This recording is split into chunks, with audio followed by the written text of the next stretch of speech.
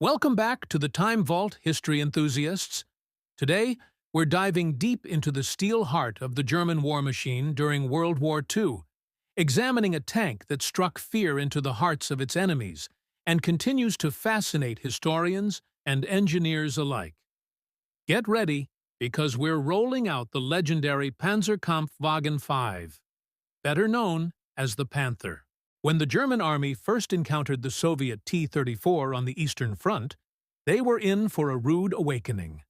The T-34's sloped armor, powerful gun, and excellent mobility were a revolutionary combination that outclassed most German tanks at the time.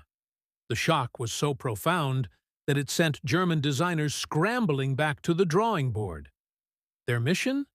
Create a medium tank that could not only match the T-34, but surpass it. The result of this high-stakes engineering race was the Panther. First appearing on the battlefield in mid-1943, the Panther was a true beast. It weighed around 45 tons, placing it squarely in the heavy end of the medium tank category. But what made it so formidable? It all came down to a trifecta of firepower, armor, and mobility. The three pillars of tank design. Let's start with its main weapon, the phenomenal 7.5 cm K42 L70 gun. This long-barreled cannon was a game-changer. It fired a high-velocity, armor-piercing shell that could slice through the frontal armor of most Allied tanks, including the Sherman and the T-34, from well over a kilometer away.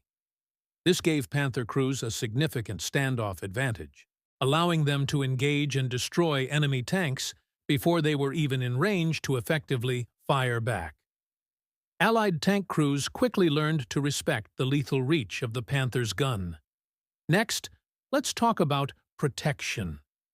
The Panther's designers took direct inspiration from the T-34, incorporating thick, well-sloped armor. Its frontal hull plate was 80 millimeters thick, but angled at 55 degrees, which increased its effective thickness dramatically, making it nearly impervious to most Allied anti-tank guns of the period. The turret front was even thicker. This sloped design wasn't just for protection. It was also excellent at deflecting incoming shells. Hitting a Panther from the front was often a futile and terrifying experience for Allied gunners.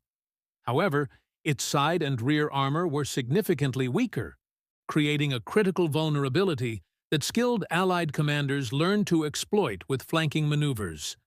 Now, for mobility. For a tank of its size and weight, the Panther was surprisingly agile.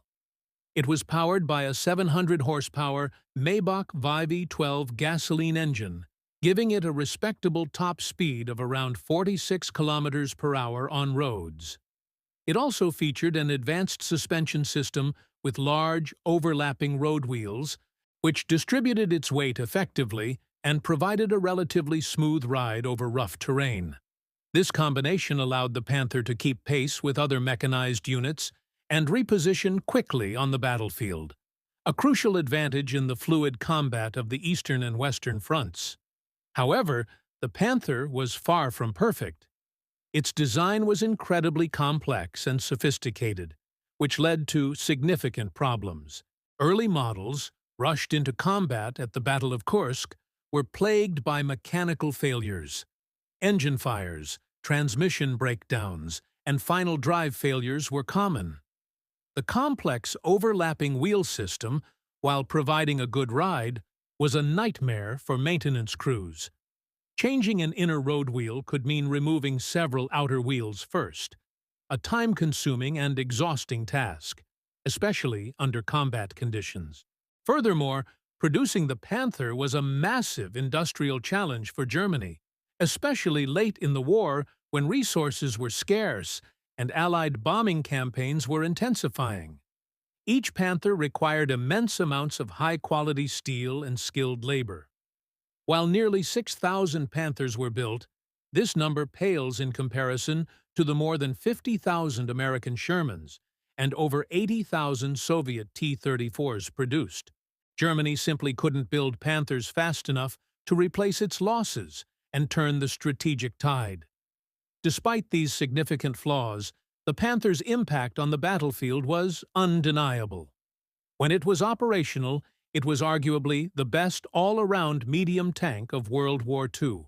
It combined the firepower and protection of a heavy tank with the mobility of a medium tank, creating a deadly predator that dominated tank-on-tank engagements.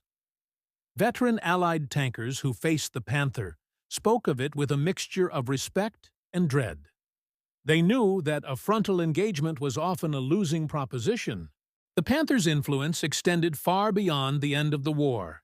Its design philosophy, a balance of a powerful gun, sloped armor, and good mobility, became the blueprint for many post-war main battle tank designs. You can see echoes of the Panther in tanks like the French AMX-50, and even in the development of early Cold War tanks. It set a new standard for what a main battle tank could and should be. So, was the Panther a success? It's a complicated question. Tactically, on a one-on-one basis, it was a magnificent fighting machine, superior to almost any of its contemporaries. However, strategically, it was a failure.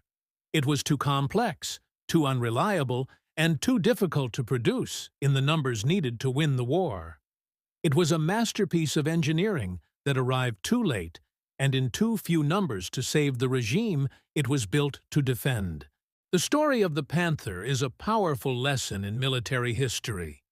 It shows that the best weapon isn't always the one that wins the war. Logistics, reliability, and sheer numbers are often the decisive factors. The Panther was a technological triumph, but a strategic dead end. A formidable predator that ultimately couldn't stop the tide of history. It remains a legend, a symbol of German engineering prowess, and a cautionary tale about the complexities of warfare. What do you think? Was the Panther the greatest tank of the war? Or was its complexity its ultimate downfall? Let us know your thoughts in the comments below. We love reading your perspectives and engaging in historical debates. Thank you for joining us on this journey back in time here at the Time Vault.